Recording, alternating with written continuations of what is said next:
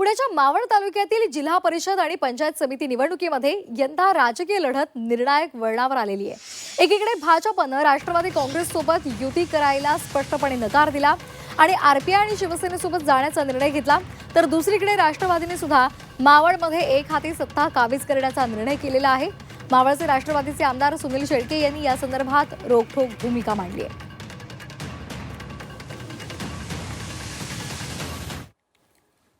जिल्हा परिषद आणि पंचायत समितीमध्ये देखील जिल्हा परिषद 5 आणि पंचायत समितीचे 10 हे सर्वच्या सर्व उमेदवार राष्ट्रवादी काँग्रेस पक्षाचे बहुमताधिक्याने विजय होतील, आम्हाला विश्वास आहे। त्यांना कोण विचारायला गेलं होतं का? त्यांना राष्ट्रवादी काँग्रेस पक्षाचं कोणी विचारायला गेलं होतं का की आम्हाला तुम्ही युतीत घ्याल का? आम्ही तुम्हाला युती करायची, आम्हाला तुमच्याबरोबर। तुम्ही आमच्याकडे आलात।